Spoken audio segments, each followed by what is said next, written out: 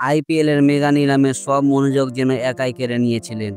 মাত্র ১৩ বছর বয়সে কোটিপতি বনে গিয়েছিলেন বৈভব সূর্যবংশী। ১,১০,০০,০০০ রুপিতে তাকে দলে ভিড়িয়েছিল রাজস্থান রয়্যালস।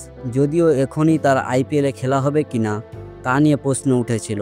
এবার ফ্র্যাঞ্চাইজিটির তরফে ইঙ্গিত, বৈভবকে আরও অপেক্ষা করতে হতে পারে। বয়স মাত্র ১৩ হলেও বৈভবের নামটা ভারতীয় ক্রিকেটে বেশ আলোচিত। পেশাদার ক্রিকেটে সবচেয়ে কম বয়সে সেঞ্চুরির বিশ্ব রেকর্ড ভেঙেছিলেন বৈভব সূর্যবংশী। ১৩ বছর ১৮৮ দিনে পেশাদার ক্রিকেটে সেঞ্চুরি পেয়েছিলেন এই ভারতীয় কিশোর। আর বয়সটা যেদিন ১৩ বছর ২৪৩, সেই দিন বৈভব নিজের প্রথম আইপিএল দল পেয়েছিলেন। রঞ্জি ট্রফিতে বিহারের হয়ে ১২ বছর ২৮৪ দিন বয়সে প্রথম শ্রেণী ক্রিকেটে অভিষিক্ত হয়ে আলোচনার জন্ম দিয়েছিল বৈভব। এর মধ্যে ভারতের অনূর্ধ্ব-১৯ দলের হয়ে খেলেছেন। এছাড়াও খেলেছেন বিনোদ মানকার ট্রফিতেও।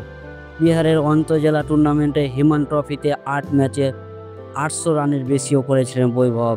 ভিনু ম্যানকার ট্রফিতে ৫ ম্যাচে এসেছে ৪০০ রান। রাজস্থানের ব্যাটিং কোচ বিক্রম রাঠোরের মতে, বৈভবের যা প্রতিভা তাতে সে দ্রুত উপরে উঠতে এসেছে। তবে আইপিএলে অভিষেক হওয়ার আগে তাকে সময় দেওয়া প্রয়োজন।